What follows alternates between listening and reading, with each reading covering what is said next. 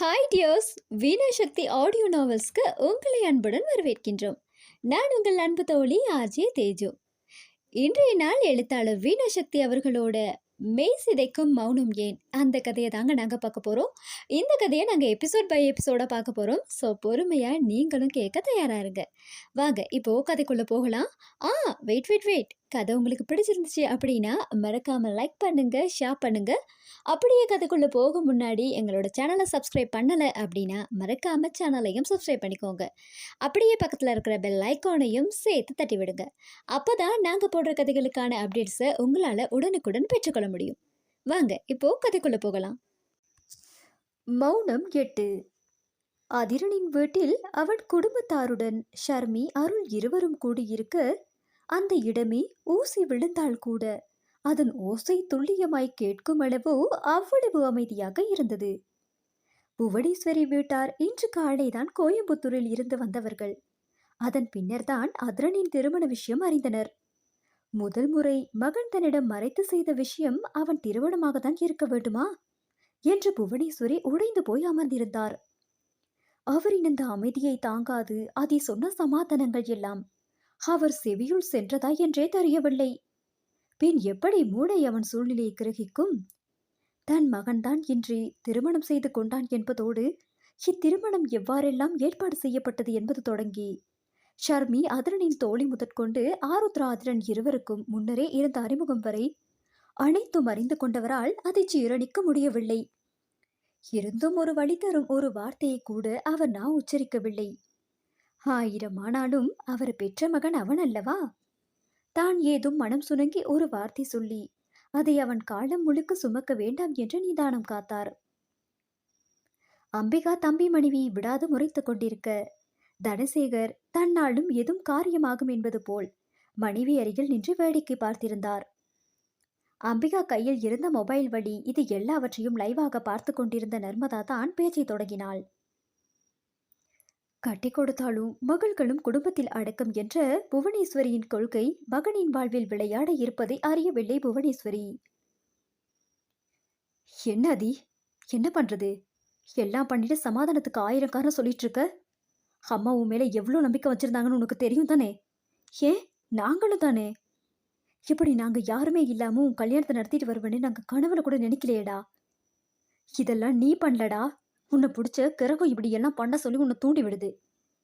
அவங்க அப்பா கல்யாணம் வேணான்னு சொன்னப்போவே யாரும் எதுவும் யோசிக்காதீங்க. நம்ம அதிகா பொண்ணு கிடைக்காது, இவளை விட நல்ல பொண்ணு கிடைக்கும். இதை இப்படியே விட்டுடுங்க, எல்லாம் நல்லது தானே அவ்வளோ தூரம் எடுத்து சொன்னேன். கேட்டியா நீ? போயும் அந்த தரித்திரம் பிடிச்ச குடும்பத்துக்கிட்ட மாட்டியிருக்க என்றவள் கத்திக்கொண்டே போக அவளை இடைவெட்டியது ஷர்மியின் கோபக்குரல். கொஞ்சம் மரியாதையை பேசுங்க நர்மதா. உன்னை பின்ன பார்த்தே இருக்காது எங்க குடும்பத்தை நீங்க இப்படி சொல்லலாம்? இதுதான் நீங்க படிச்ச நாகரிகமா? இல்ல உங்க நல்ல குடும்பத்துல சொல்லிக் கொடுத்து வளர்த்தது இதுதானா என்று அவள் நறுக்கென்று கேட்கவும் நர்மதா கொதிப்படைந்து விட்டாள். ஏன் உங்க குடும்பத்தை பத்தி தெரியாம தங்கச்சுக்கும் ஃப்ரெண்டுக்கும் புரோக்கர் வேலை பார்த்துட்டு எதுவும் தெரியாத மாதிரி அங்க வந்து நிக்கிறதுலே தெரியல உன் குடும்பம் எப்படின்னு என்று ஷர்மியை நக்கலாக சாடினாள். இருக்கும் பிரச்சனையில் இவர்கள் வேறு என்று சலித்த அதிரன், 2 பேரும் கொஞ்சம் சும்மா இருக்கீங்களா என கத்தி இருந்தான். ஆனால் அருள் இம்முறை மனைவி பேசுவதை தடுக்கவில்லை. அவனுக்குமே நர்மதா பேசியது அத்தனை ஒப்பாக இருக்கவில்லை. உன் சிஸ்டர் பேசுறதுக்கு நீ சும்மா இருக்கிற வரைக்கும் நான் சும்மா இருக்க மாட்டேன் அதி. உன்னை உயர்த்தி பேசுறேன்னு என் தங்கச்சி என் குடும்பத்தை தரக்குறைவா பேசினா நான் சும்மா இருக்கணுமா? உங்க அம்மா வருத்தப்படுறாங்க, உங்ககிட்ட பேச மாட்டாங்கன்றத மட்டும் நீ யோசிச்சுட்டு உட்காந்துருக்கியே. கொஞ்சமாச்சும் ஆறு நிலைமை என்னன்னு அவளை திரும்பியாச்சும் பாத்தியா? நானும் சரி, அப்புறமா உன்னை பத்தி அறிஞ்சுக்கிட்ட எங்க அப்பாவும் சரி, உனக்கு பொண்ணு கொடுக்க தயங்கினதே இந்த ஒரு விஷயத்துக்காக மட்டும்தான் என்றவள் கூற்றில் அதிரன் ஆருத்ராவை திரும்பி பார்த்தான். அங்கிருந்த சுவரோடு சுவராக ஒன்றி நின்றவளுக்கு யாரையும் நிமிர்ந்து பார்க்க முடியவில்லை. நர்மதா தன் பேச்சிலேயே அவள் தான் குற்றவாளி என்பது போல உணர வைத்திருந்தாள். அதை கடக்க முடியாமல் ஒருவித அழுத்தத்தில் நின்றவளுக்கு தமக்கை தன்னை குறித்து அதிரனிடம் பேசவும் அழுகை வந்து விடவா என்று அழைப்பு விடுத்தது. அவள் நிலை காண சகியாத அதிரன் தன் கண்களை ஒருமுறை இறுக மூடி திறந்தவன். நர்மதாவை பார்த்து ஏதோ பேச முற்பட அவனை முந்திக் கொண்ட புவனேஸ்வரி, நர்மதா, நீ பேசுனதெல்லாம் போதும். உன் குழந்தையோட பேர் வைக்கிற விழா முடிஞ்சதும் ரிசப்ஷனுக்கு நாள் வைக்கும்போது அதிமுறையா உங்க வீட்டுக்கு வந்து அழைப்பு வைப்பான். எந்த குப்பையையும் மனசுல தூக்கி சுமக்காம விசேஷத்துக்கு குடும்பத்தோட வந்து சேர பாரு. இப்போ ஃபோனை கட் பண்ணு என்றவர் பெரிய மகளிடமும், அம்பி ஃபோனை கட் பண்ணிடு என கட்டளையிட்டார். அம்பிகாவும் தாய் சொல்லி விட்டாரே என்று மனமே இன்றி அழைப்பை துண்டித்தாள். நர்மதாவோ கோவையின் வெயிலை விட கொடும் வெப்பத்தில் கொதித்துக் கொண்டிருந்தாள். பின்னே இன்னும் கொஞ்ச நேரம் விட்டிருந்தால் பேசி பேசிய ஆருத்ராதரனை இன்றே பிரித்திருப்பாளே. அந்த நல்ல காரியத்தை நடக்க விடாது செய்து விட்டாரே தாய். இப்படி யோசிக்கும் நர்மதா சின்ன வில்லிதான். அமைதியாய் வேடிக்கை பார்க்கும் அம்பிகாதான் பெரிய வில்லியே. பெரிய வெள்ளிக்கு தாய் வீட்டில் நடக்கும் பிரச்சனையை தான் ஊதி பெரிதாக்கினாள். அது திரும்பி தன்னையே தாக்கினால் தாய் வீடு தன்னை கை கழுவி விட்டு விட்டாள். ஊதாரி புருஷனை நம்பி ஒற்றை பெண் பிள்ளையை வைத்து அவள் என்ன செய்வது? அதனால்தான் நர்மதாவிடம் எல்லா பிரச்சனைகளையும் கூறி அவளிடம் தீர்வு கேட்பது போல அவளை பெரிய ஆளாக எண்ண வைத்து அவளை முன்னிறுத்திதான் கழகத்தின் பின் மறைந்து கொள்வாள். நர்மதாவுக்கு இவளது நிலை போல் எதுவும் இல்லை. அவளின் புகுந்த வீடு செல்வ செழிப்பில் குறைந்தது இல்லை.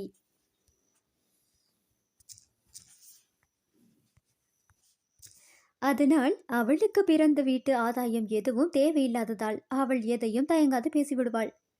இரு மகள்களையும் புவனேஸ்வரி அடக்கிய விதம் அவர் தன் மருமகள்களை தப்பிக்க வைக்கும் முயற்சி என்று அருள், ஷர்மி, ஆருத்ரா மூவருக்கும் புரிந்தது. அருள் கோபமான மூச்சுக்களோடு புவனேஸ்வரியையும் அதியையும் பார்த்து நின்ற மனைவியை எப்படி சமாளிப்பது என்று கலங்கி போனான். ஆருத்ரா மெல்ல தமக்கை அருகில் வந்து அமர்ந்திருந்தவள் தோளில் கை வைத்து அழுத்த ஷர்மி அவளை நிமிர்ந்து பார்த்து முறைத்தாள். இப்ப சொல்லுங்க, மேற்கொண்டு என்ன செய்யணும் என்று நேரே ஷர்மி அருளை பார்த்து கேட்டார் புவனேஸ்வரி.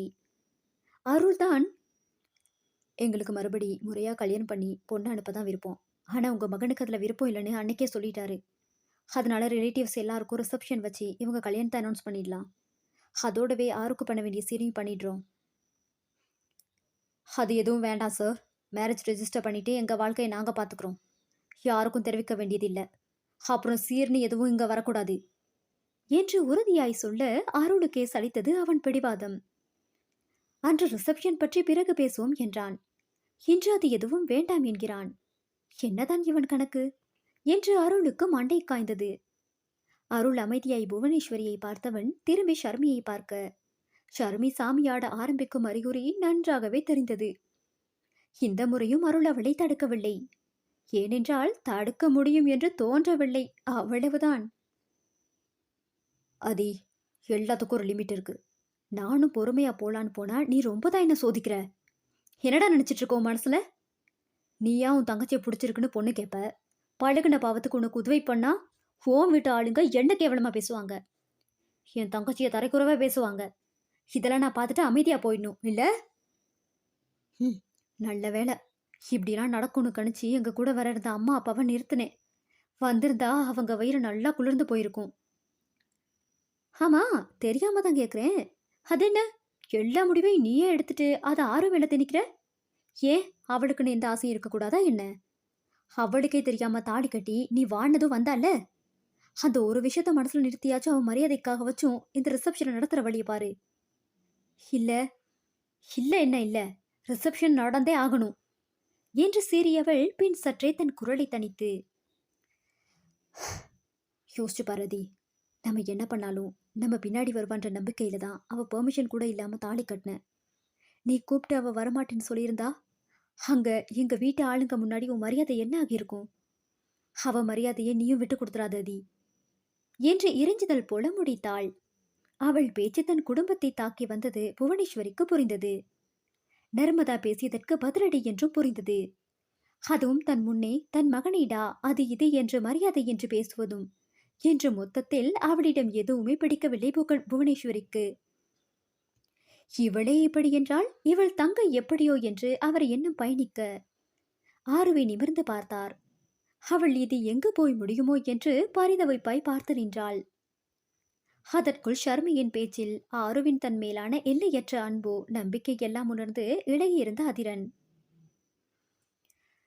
சரி ஷர்மி, ரிசப்ஷன் பண்ணிக்கலாம் என்று தாயிடம் கேட்க வேண்டும் என்பதை மறந்து அவனி ஒப்புதல் அளிக்க புவனேஸ்வரி அவனை ஒரு பார்வை பார்த்தவர் எதுவும் சொல்லாது அமைதி காத்தார்.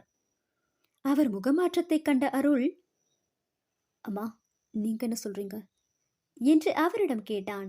அதன் பின்னர்தான் தன் தவறு உணர்ந்த அதிரன் தாயை மன்னிப்பு யாசிக்கும் பார்வை பார்த்தான். என்னதான் மகன் மேல் வருத்தம் இருந்தாலும் அவன் சுப நிகழ்ச்சியை வேண்டாம் என்றா சொல்வார்? அவரும் சரியென்று விட அடுத்த மாதமே நல்ல நாள் குறிக்கப்பட்டது. அடுத்த நாளை மனைவியுடன் கோவை சென்ற அதிரன் நர்மதா வீட்டினரை கல்யாணம் இக்கட்டான சூழ்நிலையில் நடந்தது என்று கூறி ரிசப்ஷனுக்கு அழைத்துவிட்டு அவள் குழந்தையையும் பார்த்து சென்றான். நர்மதா புகுந்த வீட்டினர் முன் எதையும் காட்டிக்கொள்ளாது இருந்தாலும் தம்பி மனைவியை சந்தர்ப்பம் கிடைக்கும் போது எல்லாம் பார்வையிலேயே ஒதுக்கினாள். தெரிந்தும் அதிரனுக்காக என்று ஆருத்ரா எல்லாம் பொறுத்து கொண்டாள். சொன்ன தேதியில் ரிசப்ஷன் நடக்க நர்மதா வீட்டில் குழந்தை பிறந்த காரணத்தால் அவள் தவிர்ந்த எல்லோரும் வந்திருந்தனர். ரிசப்ஷன் முடிந்த 20 நாட்கள் கழித்து ஆருத்ராவின் கற்பமும் உறுதியாகிவிட இருவரும் எல்லையில்லா இன்பவானில் சிறகடித்து பறந்தனர். வேலை நேரம் தவிர்ந்த நேரங்கள் எல்லாம் அதிரனின் பார்வை மொத்தம் ஆருத்ரா மேல்தான் இருக்கும். ஆருத்ராவும் அவன் இல்லா நேரங்களை வேர்த்துதான் நகர்த்துவாள். அவள் தன்னை நீங்காதே இருக்க ஆசைப்படுவது அதிரனுக்கு உள்ளே கர்வத்தை தந்தாலும் அதை வெளியில் காட்டாது அடிக்கடி வெளியூர் செல்கிறேன் என்று அவளை டீஸ் செய்து அவள் அவன் பின்னே பெவிக்கால் போட்டு ஒட்டாத குறையாய் அலைவதை உள்ளே ரசிப்பான். இரவு நேரங்களில் அவளை டீலில் விட்டுவிட்டு குழந்தையை மட்டும் கொஞ்சிக் கொண்டு பேசுகையில் எல்லாம் அவளிடம் தோன்றும் செல்ல கோபம் மற்றும் பொறாமை எல்லாமே அவன் ரசனைகளில் முதலிடம் பிடிக்கும். இதில் அவர்களுக்குள் முட்டிக்கொள்வது குடும்பத்தார் விடயத்தில்தான். அதிரன் ஆருத்ராவின் தந்தையை மன்னிப்பதாகவே இல்லை. ஆனால் ஆருத்ராக்கு அவர்களோடு பேச தடை விதிப்பதும் இல்லை. ஆருத்ராக்கு கருப்ப காலத்தில் தாயை அதிகம் தேட அவரை வீட்டிற்கு அழைக்காது அவரை வெளியே எங்கேனும் சென்று சந்தித்து வருவாள். அதற்கு அதிரன் கத்துவான், இந்த மாதிரி நேரத்துல வெளியே போக வேண்டாம், உங்க அம்மாவை எங்க வீட்டுக்கு வந்து சந்திக்க போ சொல்லு என்று. ஆனால் அவள் கேட்பது இல்லை. தாய் இங்கே வந்தால் புவனேஸ்வரி சம்பிரதாய பேச்சோடு முடித்துக் கொள்வார் என்றால் அம்பிகா அவரை வேண்டாத விருந்தாளி போல நடத்துவாள். அதனால் தான் வெளியே செல்வதே. அதை அதிரனிடம் சொல்வது இல்லை. சொல்லியிருக்க வேண்டுமோ என்று பின்னாளில் வருந்தும் நாளும் வரும். புவனேஸ்வரி மகனிடம் முதலில் ஒதுக்கம் காட்டினாலும் போக போக அவன் திருமணத்துக்கு முன் தன் சகோதரர்களுக்கு செய்த தன் கடமைகளை பிறகும் தவறாது செய்வதில் என் மகன் என்ற பெருமை மாறாது போக அவனிடம் நன்றாக பேச ஆரம்பித்தார். ஆனால் மருமகளிடம் அவர் போக்கு கொஞ்சம் விசித்திரமானதுதான். தான் அவளை குறையாக எதுவும் சொல்ல மாட்டார். எனினும் மகள்கள் எதுவும் சொன்னால் அதை கண்டிக்கவும் மாட்டார். அதுதான் ஆருத்ராவுக்கு பிடிப்பது இல்லை. அம்பிகாவின் வீடு இவர்கள் வீட்டில் இருந்து 2 தெருக்கள் தள்ளிதான் என்பதால் பெரும்பாலும் அவள் குடியிருப்பது இங்கேதான். நர்மதாவோ தொலைபேசியில் தன்னாலான காரியத்தை சிறப்பாக செய்து விடுவாள். புவனேஸ்வரி என்னவோ அவரால் இயலாததை மகள்கள் மூலம் தீர்த்து கொள்வது போல அமைதியாக இருப்பார். இது போன்ற அவர் நடவடிக்கைகள் பிடிக்காது மனதிலே தேக்கிக் கொள்வாள்.